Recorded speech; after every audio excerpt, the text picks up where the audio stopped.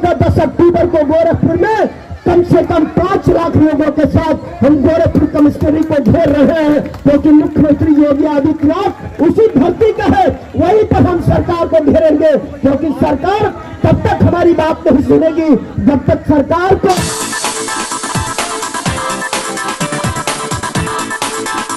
सबसे पहले हम आपसे आग्रह करेंगे कि जो भी साथी खड़े हमारी माताएं बहनें, आप लोग बैठ जाइए और एक बार जोरदार तरीके से नारा लगाइएगा, बाबा साहब डॉक्टर अम्बेडकर अमर रहे।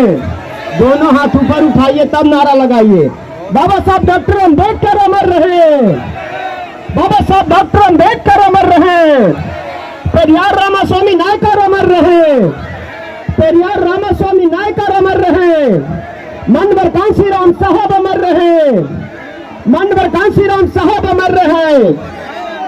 सम्मानित साथियों, ये कार्यक्रम बहुत देर से चल रहा है और बहुत सारे साथी हमारे बहुत लंबे समय से बैठे हैं।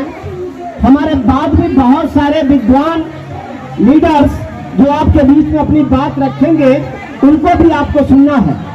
हम सुबह से इस बात को देख रहे हैं कि बहुत सारे बुजुर्ग, बहुत सारी हमारी माताएं बहनें और बहुत सारे बच्चे जो बाबा साहब डॉक्टर अम्बेडकर की तस्वीर को अपने सीने से लगा करके इस कैंपस के अंदर, इस आंदोलन स्थल पर जो घूम रहे हैं, निश्चित तौर पे संदेश दे रहे हैं कि बाबा साहब डॉक्टर अम्बेडकर आपकी औलादें कमजोर नहीं है। ये आंदोलन आज के दिन का बहुत सफल आंदोलन है और हम बधाई देना चाहते हैं दीदी निर्देश सिंह को, जिन्होंने इस आंदोलन को आयोजित किया है, जिन्होंने इस आंदोलन को आगे बढ़ाया साथियों। और इस आंदोलन में आगरा के लोग भी हैं और अम्बेडकर वादियों के लिए आगरा की धरती बहुत पवित्र धरती मानी जाती है और बहुत क्रांतिकारी धरती मानी जाती है। नारा इस बैनर पर लिखा है कि हमें 5 किलो राशन नहीं चाहिए, हमें 5 एकड़ जमीन चाहिए। इस बात के लिए अपील बाबा साहब डॉक्टर अम्बेडकर ने आगरा की धरती से साथियों किया था। बाबा साहब डॉक्टर अम्बेडकर ने कहा था कि हम संविधान लिख करके आपको आसानी से मिल जाएंगे, लेकिन बहुत सारे अधिकारों को पाने के लिए आपको लड़ना पड़ेगा। और बाबा साहब डॉक्टर अम्बेडकर ने कहा था कि जमीन के लिए लड़ो और इस लड़ाई में हम आपकी अगुवाई करने के लिए तैयार हैं। ये बाबा साहब डॉक्टर अम्बेडकर की अपील थी साथियों। और बाबा साहब डॉक्टर अम्बेडकर ने जमीन का मौत तो हमें बताया है साथियों। बाबा साहब ने हमें वोट का अधिकार दिया। हम वोट के मामले में तो पूरे देश में बराबर हो गए, एक वोट का वैल्यू सबका बराबर हुआ साथियों। लेकिन आज भी हमारे इस देश के अंदर वोट के मामले में तो बराबर हो गए, लेकिन जमीन के मामले में आज भी भारी असमानता है।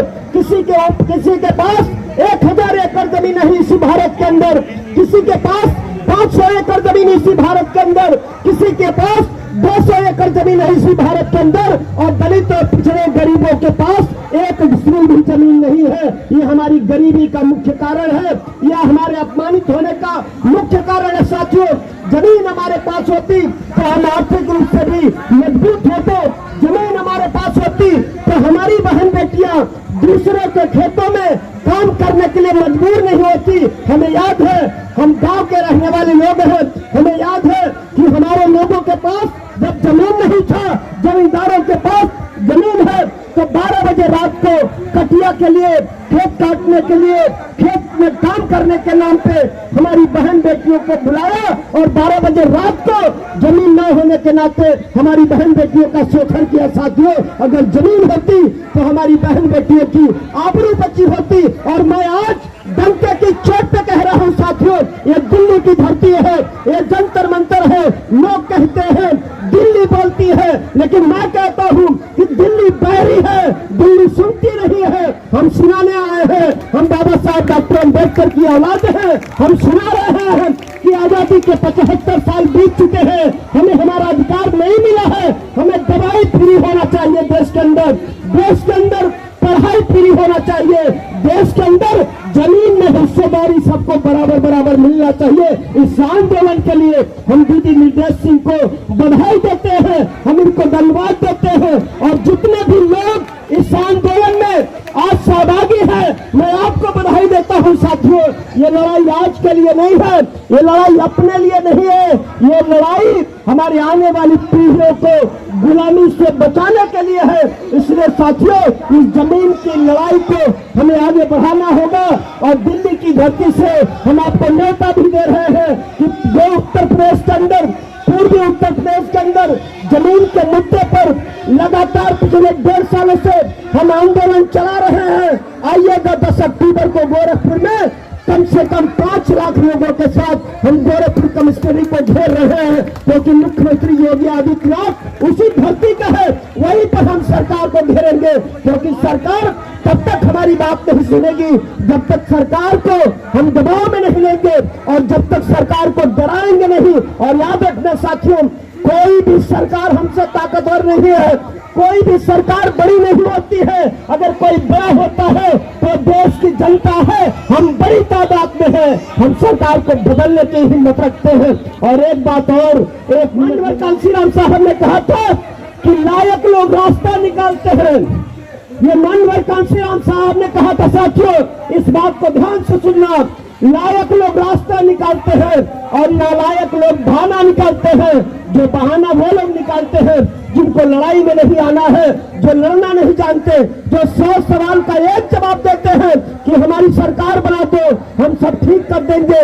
जो 100 सवाल का एक जवाब देते हैं कि हमको MP बनाओ, हमको MLA बनाओ, हमको मुख्यमंत्री बनाओ, हमको प्रधानमंत्री बनाओ, आप उनसे सवाल करना कि बाबा साहब डॉक्टर अम्बेडकर ने हमें सब कुछ दिया।